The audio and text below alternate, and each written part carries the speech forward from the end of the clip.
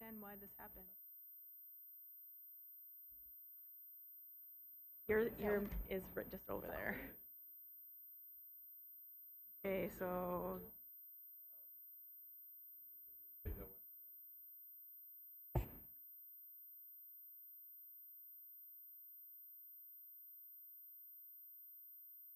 all right, we're ready. Oh, just wait, Chad, before you start. Mary and Alex, as you come in, the mics are always live now, so there's no ability to mute them. So just so you're aware that they're hot mics. Okay. All right, sorry, Chad. So no speaking French. Okay, I got it. Well, good afternoon, everybody. Chair Nate Anderson is running a little late, so I will step in until he gets here. Welcome to the November 7th City of Moorhead Economic Development Authority meeting, and I call this meeting to order. Can we get a roll call? Yes, thank you, Mr. Chair, as in Vice Chair. Members present today include Karoon, Koda, Cusa, Hand, Leeser, Sobolik, Celine, Somala Forkards, and White, with Nate Anderson coming in just a few moments. All right. Are there any amendments to the agenda? No amendments at this time. I'll just make a note, obviously through our software system here, there are some things that show, like number 6 as a presentation. The way this record kind of shows is there's like an A, B, or C when there is an item, so we just want to make that clear for folks that even though there are some light items, some aren't actually an item itself. So just want to make that clarification, but no amendments to the agenda. We need a motion to approve the agenda? No. Nope. All right. Moving to approval of minutes from the September 12th meeting. I move to approve. Deb White. Second, Cusa. We have a motion and a second. Second. Any discussion? None? All in favor by saying aye? Aye. Aye. Any opposed? Motion passes. Did I need a motion on that, or did I just make that up? Nope, you got it. That was good. Okay. Any citizens to address the board? I don't think we have any at this time besides Sherry's report at the time of the commissioners' reports.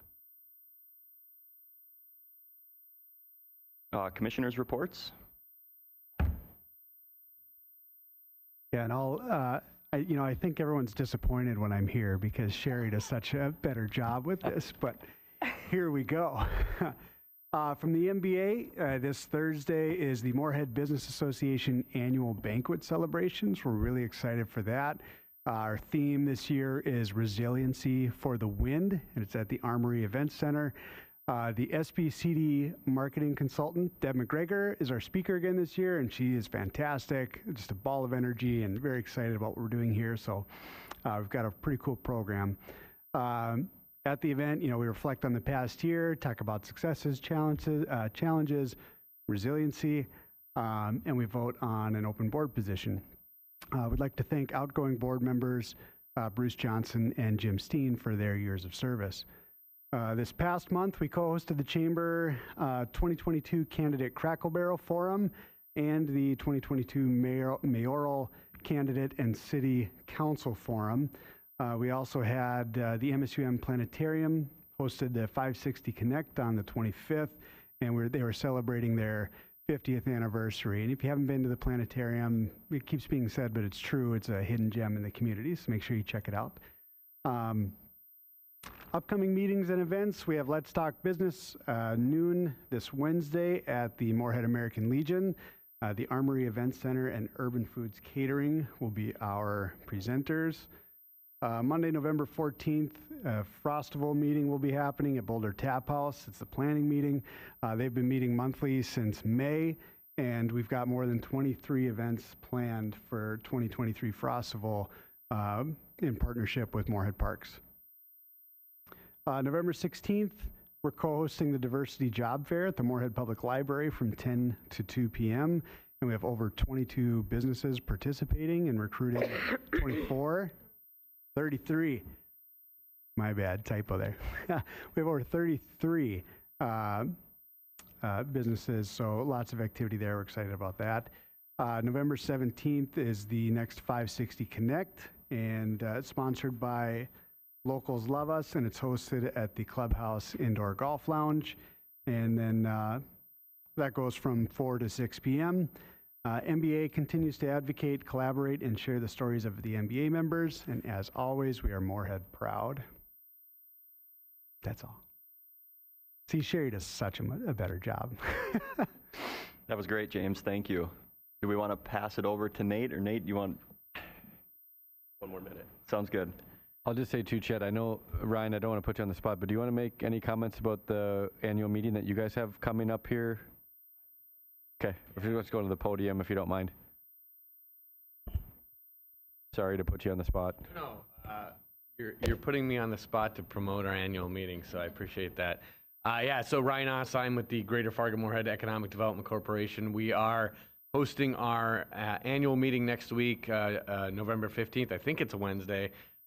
This is actually our second annual meeting this year. It got kind of wonky with COVID, and we didn't do one, and then I guess we decided to make up by doing 2 in 1 year. So it's going to be kind of update on, you know, kind of the organization in general, our economy, some of the partners we work with, some featured companies come have some appetizers and drinks, and it's kind of an opportunity to celebrate our region and our community. So happy to talk to you afterwards if you have any questions or want more information. Thanks, Ryan. Thanks, Derek. Thank you, Ryan. All right. Agenda item number 6. Deb. Thanks. I just wanted to put this in the commissioner's report. I noticed that there's just another event that I saw online. There's a Workforce and Housing Summit, also on November 16th at the Courtyard by Marriott, 11 to 6. And this one is sponsored by F5, which works with folks that are transitioning out of incarceration, homelessness, and addiction. And I was talking with Sherry about it, and I love the fact that that MBA is working with them to try to make sure that this is something that people can go to either, you know, really hit both events. And so just wanted to get that out there too. Excellent. Thanks, Deb. Any other commissioners' reports? All right. Moving on to agenda item number 6, presentations. Yep, so no presentations today. We can go right to 7A. All right, moving to 7A, business items, the 2023 budget and tax levy discussion. I will take that up, Mr. Chair. So you'll see before you in the EDA, proposed EDA tax levy and budget. The details of the budget is also included in the packet materials. When you're looking at that detail page, up on top, you'll see where the budget was approved. The preliminary maximum tax levy was inserted in there, which was approved at your last meeting. As you're moving down, and if you looked at the previous budget and compared it to this one, you'll notice that there were just a couple minor changes. One change would be to the professional services line item that was reduced because we got some actual figures in for the new contract with the DMI. And then another change that you will notice is to dues and subscriptions that was reduced based on actuals that we are paying to the Greater Fargo-Moorhead EDC. And so those two line items were adjusted accordingly. And those were the biggest changes from last month. I would also like to note that you will notice within the actual activity line column of the budget, if you peer all the way down to the bottom, you'll see that there's a negative number that is showing there. And the reason for that is pretty simple. The tax levy gets applied to the city budget 2 times per year, once in July and once in December. And since we haven't made it to that point in the process yet. I cannot apply that. So just wanted to bring that. I'm sure that somebody will have a question in that regard. So I will. I can go ahead. I'll just maybe add a couple things, and thanks, Amy, for some of that clarification.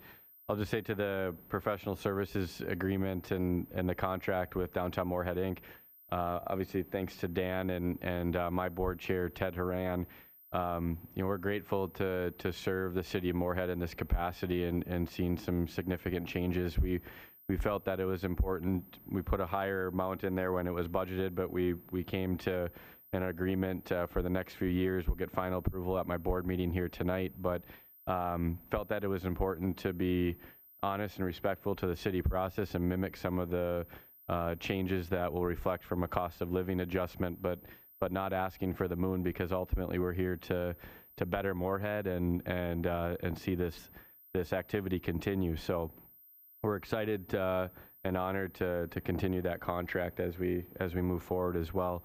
I'll say the other items that are outstanding that are on your council or your EDA kind of communication here are those two funding considerations. So you recall we had the Historical and Cultural Society of Clay County requesting $10,000, and we had Moorhead Business Association requesting an increase from $15,000 to $20,000, so an increase of $5,000.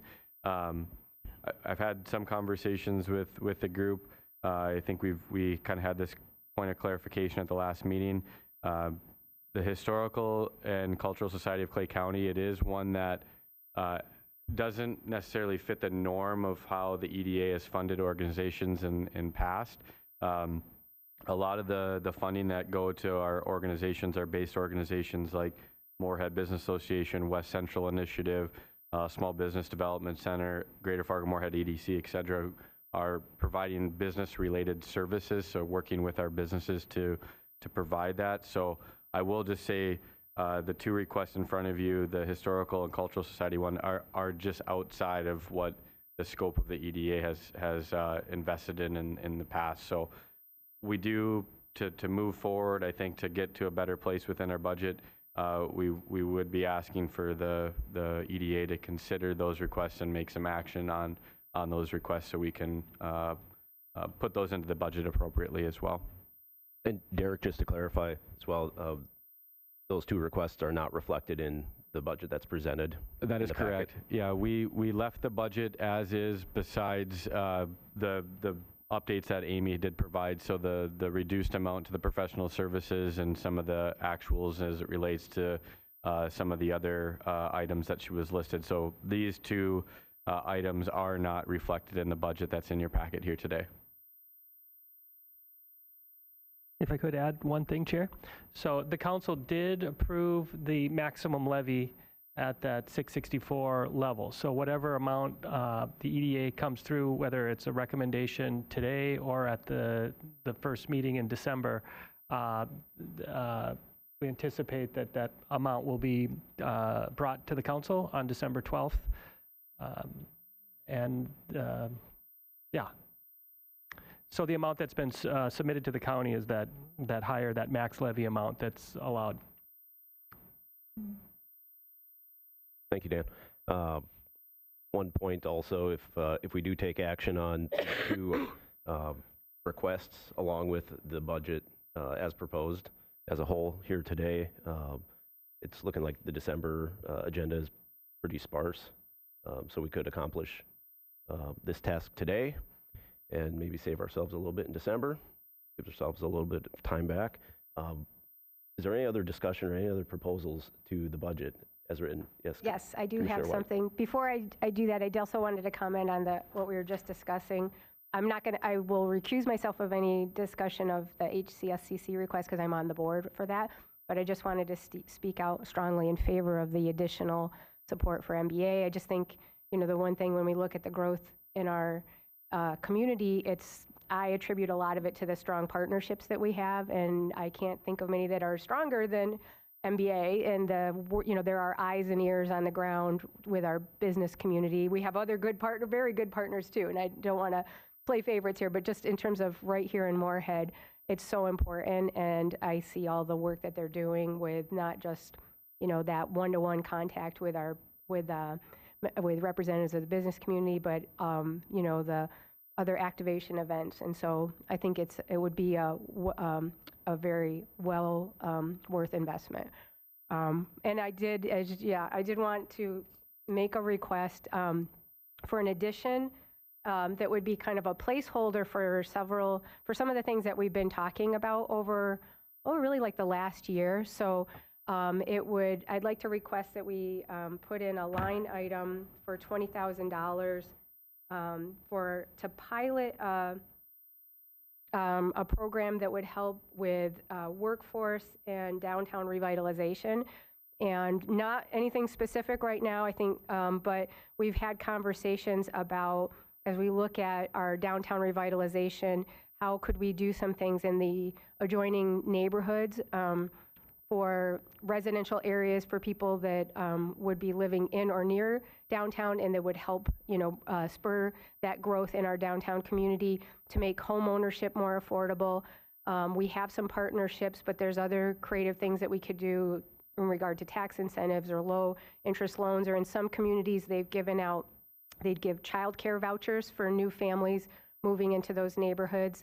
And we know that if we look at issues affecting our workforce shortage, that two of the crucial areas have to do with housing and childcare.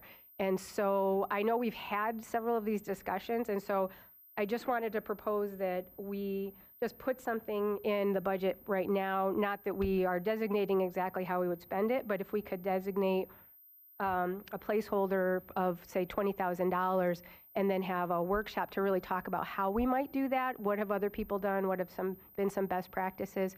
But at least it would allow us to put something in there now to spend some time this year looking at some creative things that we might do to work on providing some more incentives for investing in those areas. Do any of the other commissioners have any opinions on that or want to discuss Commissioner White's proposal further?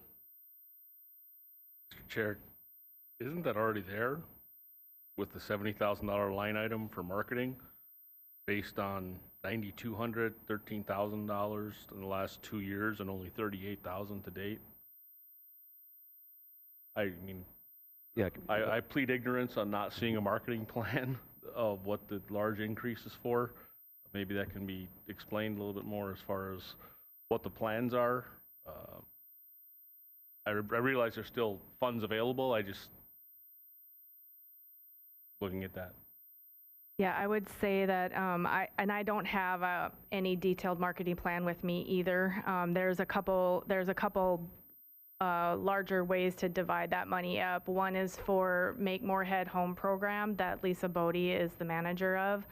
And then the other is the downtown placemaking, and that's about $25,000. So if you subtract that, we did reduce that amount that was going for the Make Moorhead Home program, and I know that Lisa is working hard to obtain some staff time availability to make sure that money isn't just sitting there anymore. So I don't know, Dan, if you have anything that you can add to that for me.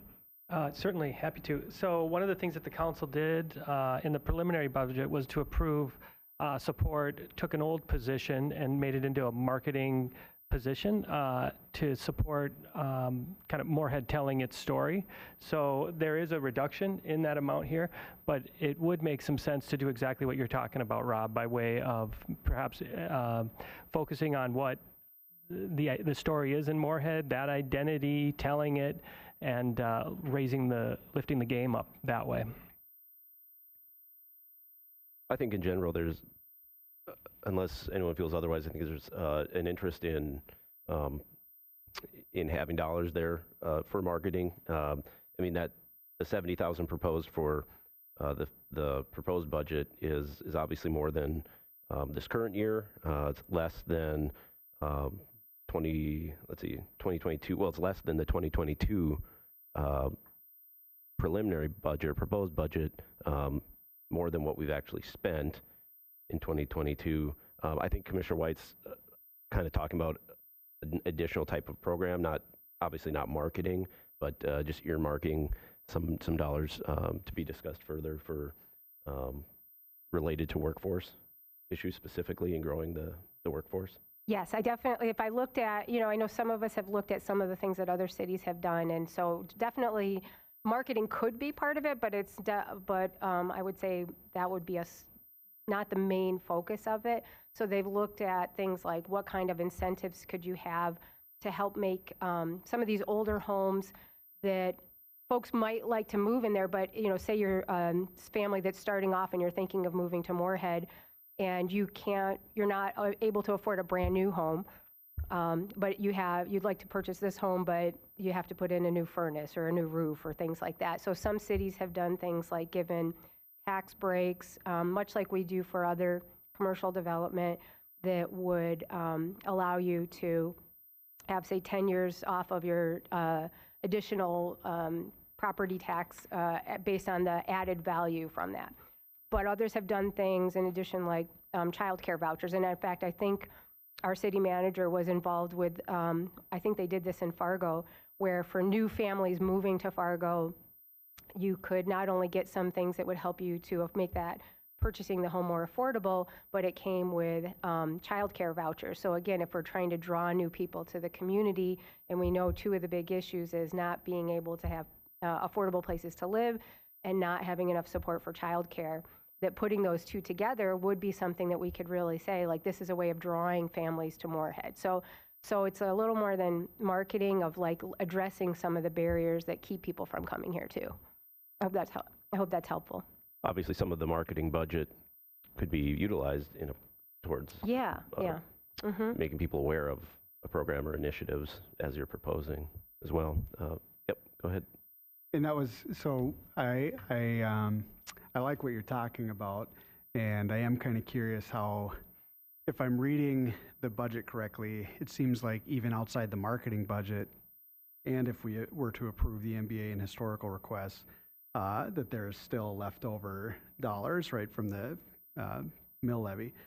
So my question would be, if we're looking at a program like that, does it make sense to maybe bring forward some sort of, a little more of a plan, and like identify kind of what that looks like and what exactly those dollars would go to? And does that have to be done before we approve a budget, or can we approve the budget, there's leftover dollars, we bring that up at a future, get some stuff together, and I'd be happy to work with you on that because it sounds cool. But could we get together a little more formal proposal to put in front of everyone, so that at least if we're going to approve an expenditure, it's a little more clear what it, if that makes sense and doesn't put it in, if there's not a risk of, well, if we don't put it in the budget, it's going to be really hard to do later, then I think it's worth considering. The other two items I wanted to touch on is, I'll obviously be recusing myself from the MBA vote as well, but you said it perfectly, so I'm just going to echo that then, that I think the MBA and the work Sherry and Alicia and that they have done in the past is very impactful, incredible return on investment for those dollars, so I would highly encourage support of that. And the historical request, I'd be supportive as well. Looking at my notes here, I think I hit everything I was hoping to get. So, but yeah, very intriguing, and obviously the needs there on all the categories you touched on. So I think it's worthwhile investigating for sure. Yeah, if the other commissioners are interested in Commissioner White's proposal, I don't see any problem with earmarking dollars, adding that to the budget. There's obviously plenty of room to work while we're still well under the mill levy, and then workshopping ideas about how to utilize that going forward. And if it doesn't get utilized, it would just still be there, wouldn't be expended necessarily if we don't come up with something. Yes, City Manager. If I could, yeah, so there'd be two ways of doing this. The one would be to, if it's a set aside to address workforce needs over the year, if that, whatever that comes out, after workshops or whatever, and if it isn't expended, it ends up, just going into the reserve account going into the future. The other is that if it doesn't end up, if it isn't included in the budget plan, it could certainly be something that maybe the EDA looks to reserves at a future date to support. So just want to make sure there's both options are on the table.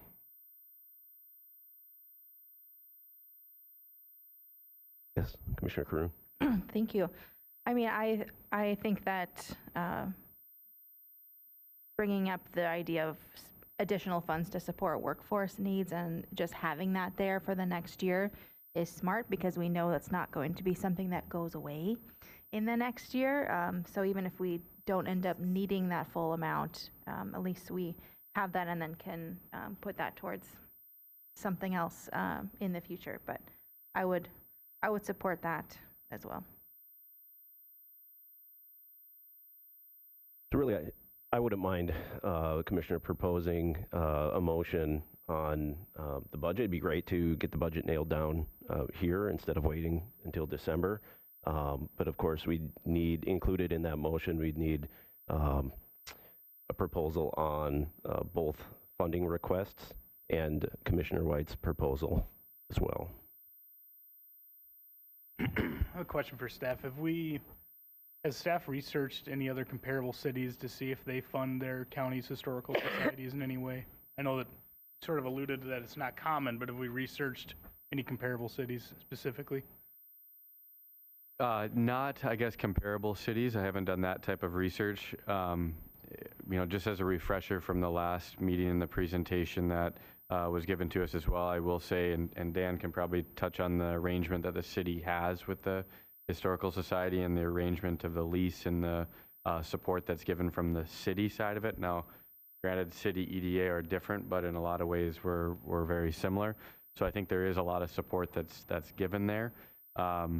Again, based on some of the parameters of kind of EDA and the statute that kind of works around it, again, it has been very much driven towards how we're supporting businesses.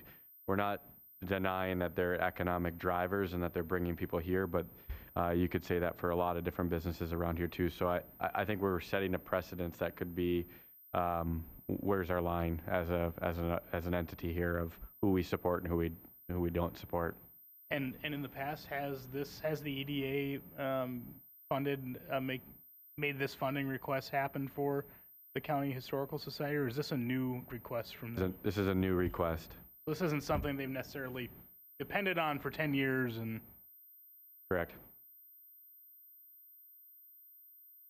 And Dan, correct me if I'm wrong, but if I remember the presentation correctly, I want to say the city has contributions, whether it's through leases or other things of over $500,000 a year to the Historical Society.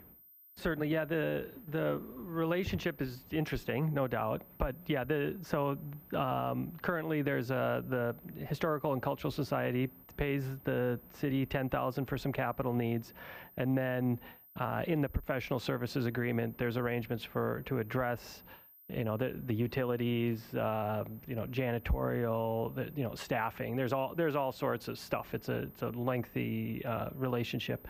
To the point here, I know that the organizations that are supported in the EDA's budget historically do kind of business support, economic development activities sort of thing.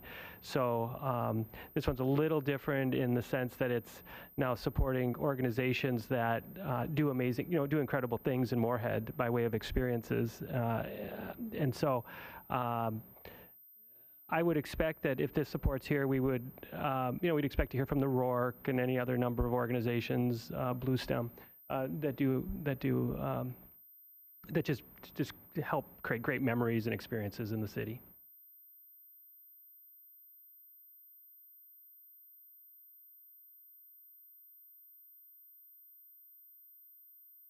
Do we want to take these motions separately, or is anyone okay? Okay. Yeah, I'd like a commissioner then to propose a motion on the Historical Society funding request.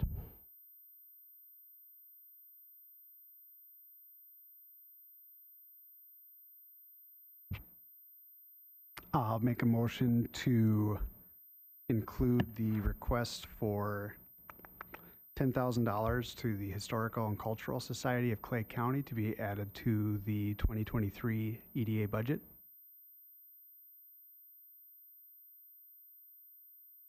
Is there any second on that? I'll second. We'd like to discuss that a little bit further at this time.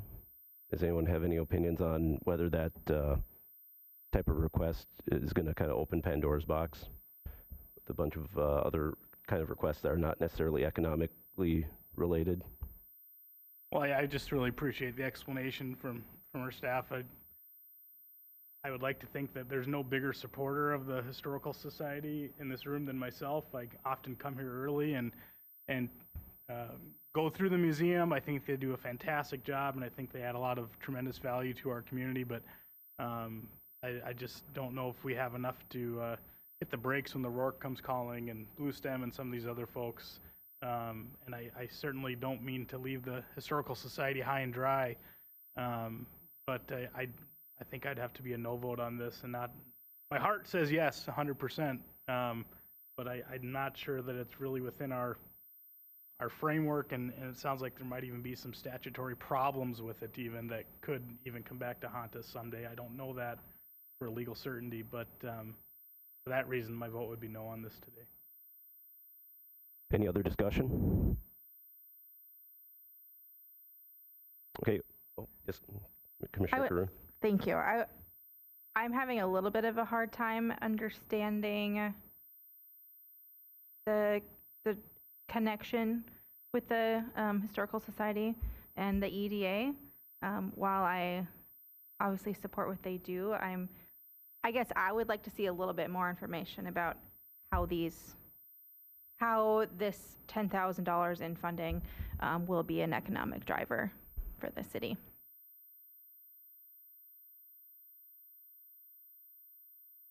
Okay, all in favor of the motion to include the $10,000 request for the Historical Society in the upcoming budget? All in favor? All opposed? Nay. Nay. Aye. Okay, the motion was denied. Moving on to the MBA request of an increase to the from $15,000 to $20,000 in annual funding. Approved, Deb White. Is there a second? Arun? Is there any additional discussion? All in favor? Aye. Aye. Aye. All opposed? The motion passes.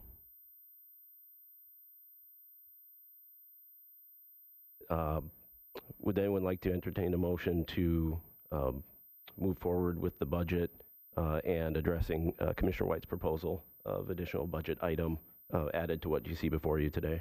You need that as a separate item then too? I can make that motion if you. I move that we add a line item as a placeholder of $20,000 to explore workforce development activities that we might initiate. Anyone care to second that? Any additional discussion that anyone would like to have on that proposal? Okay, all in favor? Aye. Aye. Any opposed? Okay, that carries. And would anyone like to, with that in mind, that added to the budget you have before you today, would anyone like to take action on the budget as a whole then today with a motion to approve? I'll move to approve the 2023 budget, including, do I need to even mention, okay, I'll mention them just for the record then, including the increased funding from 15 to 20,000 for the MBA and the $20,000 line item for workforce development. Anyone like to second? I'll second. Karun? Any additional discussion at this time? All in favor? Aye. Aye. Any opposed? The motion carries. Thank you all. I'll just make a couple comments. One, in relation to Councilmember White's request, we'll work on scheduling workshops probably beginning of the year just to kind of have a broader conversation of what that looks like. As we kind of refine it, we can find some best practices. Obviously, there's some bigger conversations as it relates to workforce with Fueling Our Future, the Chamber and EDC's initiative. So we'll want to make sure we're understanding the broader picture of what that means and where support is best needed or where gaps may be where we can fill in. So more to come on that. The other thing I just want to mention as it relates to Historical and Cultural Society and other nonprofits, I understand the discussion here today. We continue to work with these organizations on a frequent basis as well. So as there's other grant opportunities or other programs, whether that's state, federally, et cetera, just because we don't have them in the EDA budget here today does not mean that we do not assist them or find ways to support. So I want to make that very clear. These are very influential and positive organizations, as Dan had mentioned, all of them, all the ones that are providing these experiences in Moorhead. So we certainly find ways to assist outside of these financial contributions that were before us here today. So just want to make that very clear. Thank you, Derek. Moving on to the second business item, the Makara Industrial Park update. Yeah, thank you, Mr. Chair. And I know Amy is going to maybe try to pull up on the screen here a map of our Makara Industrial Park just so we can kind of follow along. But it's been a busy few months, and we felt that it was important to bring forward here to the EDA board just some of the things that are happening within our community. We've been very clear over the last probably year and a half that we needed to get away from staff being the ones that are marketing or trying to actively kind of sell these lots. We wanted to engage the real estate professional brokerage market. So again, as a reminder, we have a relationship currently with Property Resource Group, PRG, specifically with Justin Gustafson and some of his team on representing the city-owned assets in the Makara Industrial Park. And Amy will kind of give you maybe an overview of that location, just so you're familiar with it with her cursor. Hopefully you can see that cursor on your screen here. As we kind of walk through it from north to south, you'll see we have a number of lots across the interstate to the south of the interstate. Starting on the very west side, we have a city-owned holding pond. So that pond over here is retention pond. There is an agreement with RDO to display equipment there. The two adjacent lots to the east, we do have a purchase agreement right now with RDO to look at a broader campus development. We may not at this point in time see development specifically on those lots, but they are looking at substantial investment within their property and utilizing that land as it kind of has visibility to the interstate. So we have that underway right now, and we continue to work with RDO. We have a large portion in the middle here. I believe it's 6 acres. 6 acres of land that's under development right now for a group called Mega Storage.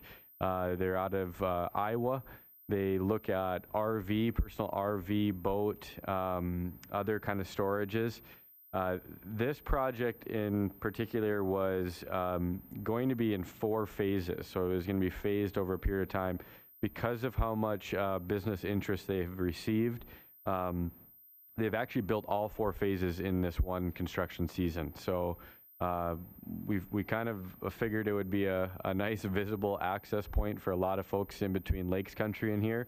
And we are certainly seeing that as it comes to the construction and the amount of work that entity has done over the course of this construction season. So that's 11 buildings that they put up this year. So a significant amount that was put in place. Again, 6 acres that the city had sold to Mega Storage at this point. The farthest one where Amy has her cursor on, the farthest to the east here, this is still currently owned by the city. We had actually had this go through sale twice. One of them fell through personal reasons with the buyer. The other one, after we had taken it through city council, the buyer had some issues not being able to secure the property as well. So that one is back out on the market right now for development as we move forward. I'll just note that the property to the east, the large portion to the east, is privately held. So this land that Amy is looking at, this is a chunk that is not city held. So it is privately held, and we do not have access to develop that property at this point in time. As we move south through the Makara industrial lot, we have land. We have 2 lots that are part of, well, city held, 2 acres each. These are rail access lots, and I know we got some new EDA members. The EDA a number of years back, maybe three years ago or so, had taken a policy that those lots would be held for rail users only. So we do have those 2 lots available. We have had a lot of interest in those lots. Nothing that has come to close yet, but again, those are specifically held for rail users only. As we start moving again further south through the park, we have 2 existing lots that are 11 acres and 20 acres. We just recently sold, the city recently sold the 20-acre lot, which is actually going to be subdivided to 19 acres to Kruger Investments, LLC. This is I should say Kruger Family Investments, LLC. This is a 19-acre parcel for a trucking business. They do individual shops and maintenance and fueling for private trucking handling. So they currently do business out of Sabin. They've been doing business since 2015. A local group that has seen tremendous growth. We've been working with this group for probably 4 or 5 years, so it's been a long time coming. It was obviously a very large chunk of land, and in our industrial park, we have a requirement that we have a 15% land to building ratio. So making sure you have some significant building on the property that we're getting that investment, not anyone land banking or holding significant land that is certainly prime at this point in time. But this particular business, we worked with them a long period of time to look at 2 phases of construction. So constructing 2 100 by 560 industrial shop grade condos, again with multiple partitions to kind of go through it, and a fueling station. The value of that particular business and development is estimated to be about $3.2 million. So a large investment from what we've been gathering from our real estate partnerships, as well as that this particular industry is not well served in our area right now. So they do expect that these properties and these particular bays that will be available for the trucking industry will fill quite quickly. So we're hopeful that that second phase of the buildings will start pretty quickly. The property then, I'll just say immediately to the west of that, which will be, I'm just going to talk that briefly on that 11 acres remaining. Now it'll be 12 acres remaining. That is still city held and actively marketed. We've had a few interests on that one as well, but it is still active and openly marketed right now. As you look now going eastward, this is where we had the BDPI grant that we received from the state of Minnesota. This was the highest award that we can receive at $2 million to expand our infrastructure moving eastward. So 34th Avenue will continue to the east, as well as I think we're going to be able to get a portion of 46th Street going south. It's a matching grant, so whatever you don't spend, we have to spend a minimum of $4 million, I'll just say that, to get the full $2 million. So as bids started coming in, actually quite competitively, I think a portion of that infrastructure was able to be added to accommodate a little bit more of a southward trajectory on 46th Street. So you can see the number of lots that we're creating. We also have some holding areas for retention. Retention in industrial areas is important, obviously. So that'll be in the north area. but it's laying out kind of a future master plan of this district. There's about 200 acres, I'll just roughly say, between those 31 acres that we highlighted just recently and then moving eastward towards our section line. So it's a large area. We can still sell large chunks of land if we have a significant user that needs a lot of it. Because of the state grant, we are restricted on what types of uses can go there. So we are looking at no personal storage. These are industrial kind of manufacturing job creators. That's the standard that the state puts in there. So we are working closely with our real estate group to access the right type of users in this area. But we have had 2 land sales already within this area. One is on the north side of 34th Street that Amy is going to highlight right now. This is to MacPine Stravage LLC, which is actually doing business as Four Seasons Handyman. There's 4 different businesses that this group operates under this MacPine Savage holdings. So we are seeing them look to develop in early spring. This is about a $1 million investment on a 2-acre, just under 2-acre lot. Again, local Moorhead business looking to expand, and we're certainly happy to accommodate. And then the most recent one here is just to the south of 34th Street. This is to Veracity, which is an interesting one. I'll try to explain it as best I can here without getting into too much confusion. But Veracity Properties LLC actually does storage type units. They came to us initially with an idea and communicating with Moorhead Public Service about some crypto mining, specifically small pods that are created on site. They use a lot of power, and they're part of kind of a larger group that mines Bitcoin. And I'll save everybody the headache of trying to walk through all that detail. But initially came forward with the request of 2 pods. We had concerns with that because it was looking at a 2-acre lot with only 2 small pods that could be moved at some point in time if crypto failed or if they decided to move somewhere else. So we worked with this group. They do have ties here locally. A couple of their founders are Moorhead residents, and we looked at having a shop condo project, so 2 shop condo projects that'll be on site with the addition of these 2, I'll just say smaller scale pods that will go on property as well. They have their agreements that they'll work with Moorhead Public Service on the electrical side and the uses and the rates, and we work very, very closely with Moorhead Public Service on there to accommodate. But we wanted to ensure that we were getting land value into the shop condos, creating jobs, businesses related, et cetera. That estimated taxable valuation for the project, which is purely almost the shop condos that are going to be created, is looking at about $1.5 million.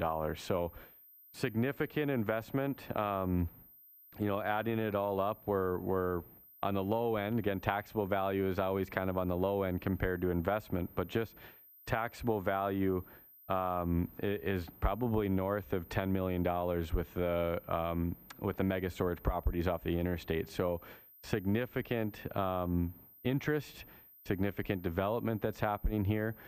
I will note that our contract with Property Resource Group is up at the end of the year, so we are having conversations about our next steps and if we want to take that back to the public and to the RFP process to see if there's other interested users or what PRG can provide to us. But we think this has been a great partnership.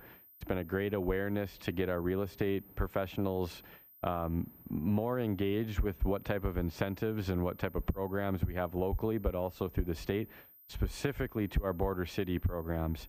Our border city programs, as I mentioned before, overwhelming majority, I would say 90% of our development and real estate community did not know what type of border city policies or incentives we had, especially those that were in the industrial and commercial side of it. And when I say that, it's specifically to our disparity reduction credit, which means our property tax rate is the exact same as North Dakota's for commercial and industrial properties.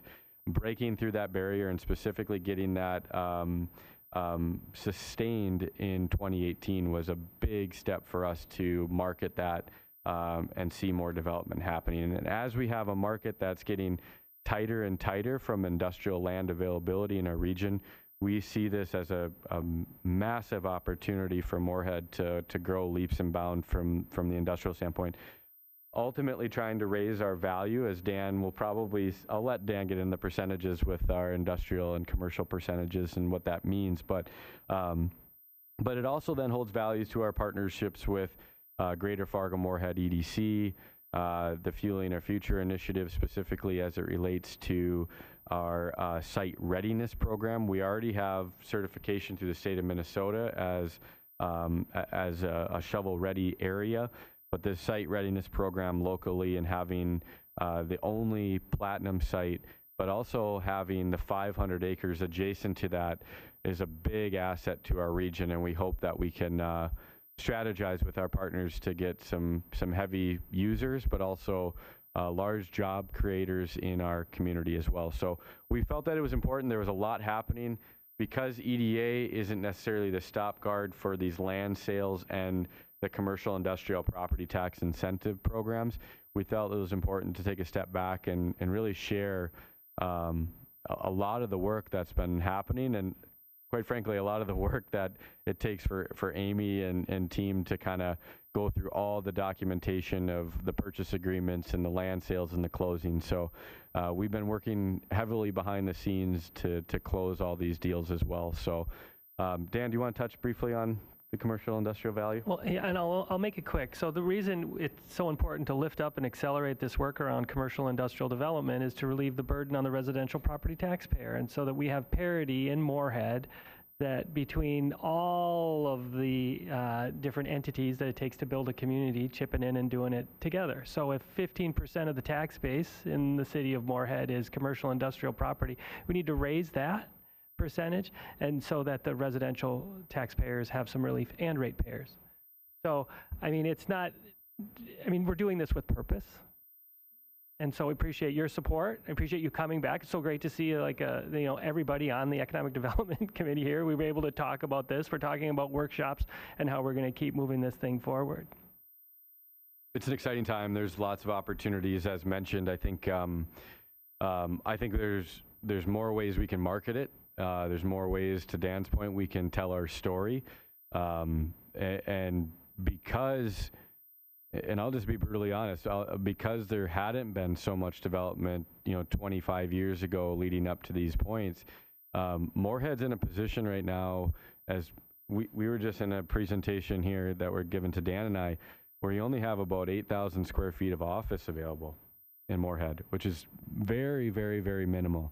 So our ability to grow through, post-pandemic, even at a time when the economy is a little bit dicey, there's still a lot of value in real estate, and we have the ability to move forward in a meaningful way. So I think the partnerships that we create and the understanding and working to design smartly and build the appropriate way is going to be important for us moving forward. So with that, be happy to answer any questions that the EDA members may have. Thank you, Derek, and Dan and Amy, for all your work on that. Thanks, Derek, for the update on exciting things happening with the Makara. Do any commissioners have questions, comments on that? Okay. Last thing I'll say is that the majority of them are local, right? Looking for expansion needs. Certainly we're trying to attract bigger fishes and getting folks from outside the area to locate here. And I think we will get there, and we've had that happen. But majority of our work and where we want to be grounded in is how we support our local business community that exists. And a lot of them need expansionary needs right now. So thank you. If I could, too, just to add one last thing, I can't help it. So we, our local team, we get together internally every 2 weeks and go over it. And what we talk about is economic gardening. So we're out there trying to recruit the United Airlines headquarters here. I mean, that isn't the kind of work. But that week, if we can really support, you'll look into our comprehensive plan, lift up entrepreneurs, and those ideas that are born here, that it's in the root. And that, that takes, that's a lot more than being a salesperson. That's a lot more than just having a lot of data and information that, Rob made the point. We can throw data around, a number of months ago. It's important and there's great value in it, but where it really goes to work is when you've got the relationship and the trust to build something. And that happens, I think, when you're there with folks from the beginning. So, we're really committed to the relationships. We're committed to returning the calls. We're interested in different new ideas. There's some neat things that we're seeing possibly emerge on the north side of Moorhead as well, and look forward to bringing some of those to you in the coming year. All right. Thank you guys very much. I think it's back to you again, Derek. Yeah, I know we're getting close to time here, so I'll just hit on a couple things that I think are relevant. The downtown redevelopment vision, as we've mentioned in the last few meetings, is well underway. There's been a lot of work again behind the scenes and next steps. I know there's a lot of comments on social media of what's the next thing going to be or when's it going to start. I will say we've been having very, very positive meetings with prospective businesses, prospective developers in the area. Again, Jim Roars and the Roars team is the lead. We are working to still close out that master development agreement so we can set the stage for next steps. But there's a lot to be done, but it's all very positive and encouraging at this point in time. One thing that just opened just the other day, and I encourage everybody to take a drive down, is the Center Avenue redesign. That road is now fully open. If you haven't had a chance to drive down it, it is quite different, and it looks, I think, amazing. I think it went over many, many years of conversations with the public and the business owners to seeing that enhancement with the wide sidewalks on the north side, the added on-street parking. I drove down it the first day it opened, and there was 3 cars parked on the street, which was fantastic to see. Obviously, like most things, it just takes adjustment for people to get used to. So. And as the word gets out that it's open, but kudos to our engineering team, our planning team, city leadership, and other partners that just made that happen. Because for the first time in a long, long time, we now have an urban street within our downtown community that can really foster some great activity and growth. And ultimately, I think of just some of the other programs, whether it's Moorhead Cruise Night, which had a lot of success when it was on center even just a couple years ago before construction. But I think the new format and the way that feels for when the public's down there is just going to be a tremendous kind of feeling. So very excited to see that project finish up and ultimately going back to supporting some of those businesses that are down there that always take the effects of construction. There's no way around it, but it is nice to see that roadway open. So go experience that. I was able to attend the International Downtown Association conference in September. This is a worldwide conference, so we had folks from all over the world. But it's just great to hear different kind of best practices, as well as reflect on the good things that we have happening in our area. I think we sometimes get caught in our own work and we don't take the time to step back to see the changes that are upon us or the good things that our community has to offer from a quality of life standpoint. And there's a lot of areas that are struggling and struggling with some very, very challenging issues. And I think when you come back from these things, you really grow to appreciate what we have, but also the opportunity, as I mentioned before, upon us to really recreate and design something that our community can be proud of again. I would be remiss to say, and maybe James and Laura will want to say something as well, but Election Day tomorrow, and specifically as it relates to the community center and regional library, I know that team's been out hitting the streets and door knocking and trying to get word out as best we can. That local option sales tax, if it does get approved, is looking at a particular kind of design and build within the redevelopment. I think it is the catapult and springboard to many other partnerships and development that could come on it as well. So continue to look at that website, or if you have questions or still hear people, go to the Yes 56560 website. And I should say the downtown redevelopment is more to Moorhead.com. So go to those links. They're embedded within the report as well. And then, yeah, just looking forward to some great things on the horizon here with Sherry and MBA's annual meeting, the EDC's annual meeting. There's just a lot of things that are coming to a close as we get closer to the end of the year. So we're thankful that we have the support of the EDA here and look forward to closing out the year in the right way. With that, I'd be happy to answer any questions.